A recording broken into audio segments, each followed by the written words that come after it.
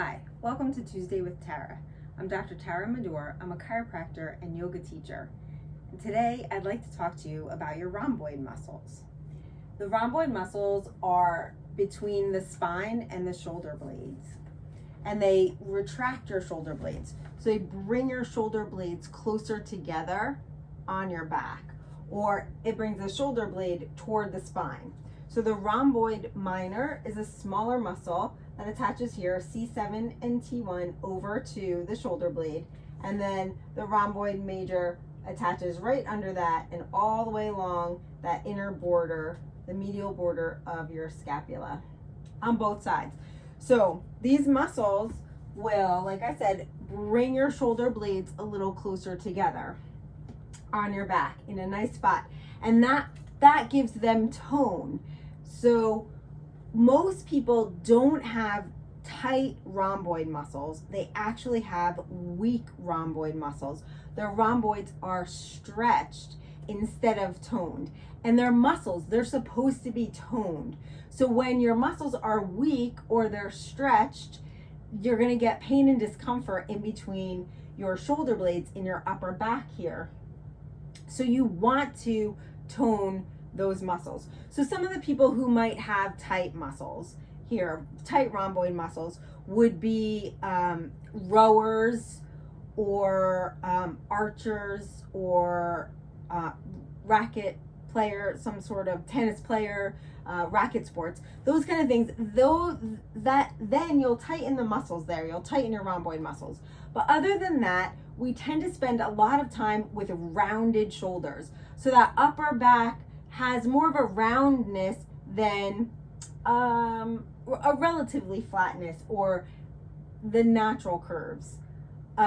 So if you spend a lot of time driving or on some sort of device, sitting at your desk where you're on the computer all the time and your shoulders are forward, then you're going to start to feel that pain and discomfort in between your shoulder blades.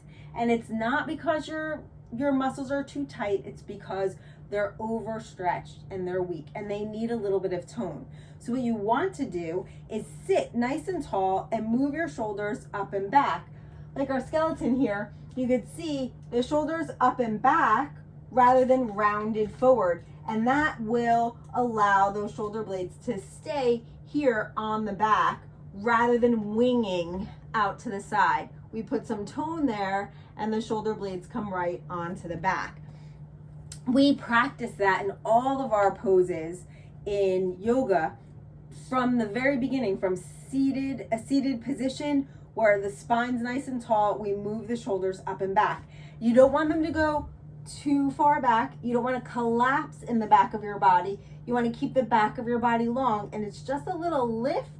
Shoulders move back and your shoulder blades come right onto your back. And that will give your muscles just enough tone. It's not going to tighten them, but it'll give them enough tone so that they're not winging out to the side. Then they're always going to feel, you're going to feel like that ache in the upper back there in the middle, because the muscles want some tone. They don't want to feel overstretched. They don't want to be weak. You have to add that tone there. So from our seated position, shoulders up and back, to any of the positions that we do, we're going to continue to tone those muscles so that eventually when you start to practice it in the beginning, you might feel a little burning sensation in between the shoulder blades because the muscles start to work. When they're overstretched, they have to relearn where they're supposed to be. So they're working, they're toning. And in the beginning, you'll feel that little burning sensation, not a pain, it's just a burning sensation. And over time, that you'll feel stronger in the natural position where those muscles do have tone, rather than when you're sitting like this. When you're sitting like this, you'll start to feel like, oh no, it is not the right position for me. I have to sit up a little bit taller and bring those shoulder blades onto my back. So when you're in the car, it's one way that you can tell how your body is in space, where you're sitting, because you have some feedback. If you sit in your driver's seat and you set all of your mirrors when you're sitting nice and tall, shoulders up and back, hands comfortably on the wheel. You'll know that you are in the right position. And then if you all of a sudden can't see out of your mirrors, don't change them. Change your posture. Sit up tall again so that you will be able to see out of them. And you'll know you started to sink a little bit. You started to slump. And you have to change that posture so that you're sitting up nice and tall so that you no longer have that pain between your shoulder blades.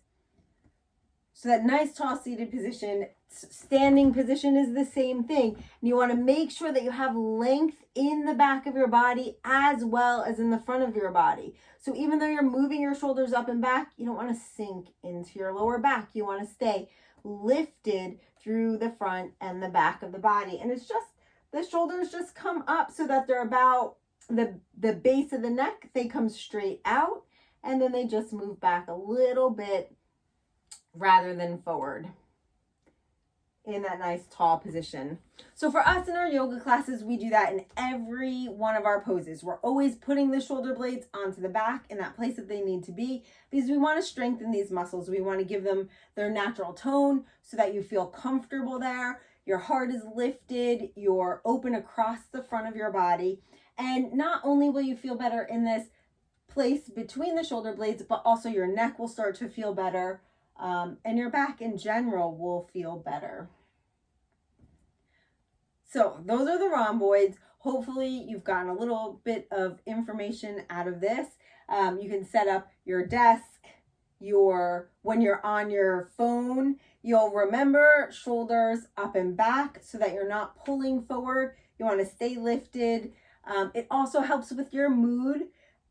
When your shoulders are coming forward and you're slumped down a little bit, you're feeling more down. But when you lift up and move those shoulders up and back, your heart is lifted and you feel a little bit better overall. Good spirit. So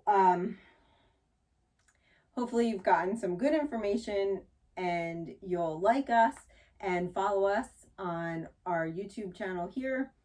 And if you want to take some classes, smartasanayoga.com has our class schedule.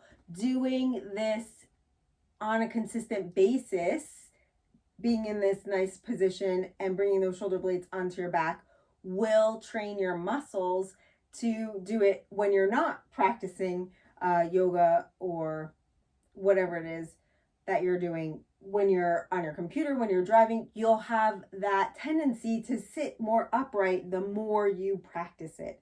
So it's good to get on that mat, do some good things for your body, and then take that into the world, especially the places that you are sitting or standing, whatever it is that you do, for a long period of time. You want to make sure that shoulders are up and back. Thank you. Thanks for joining us for Tuesday with Tarra today. Namaste.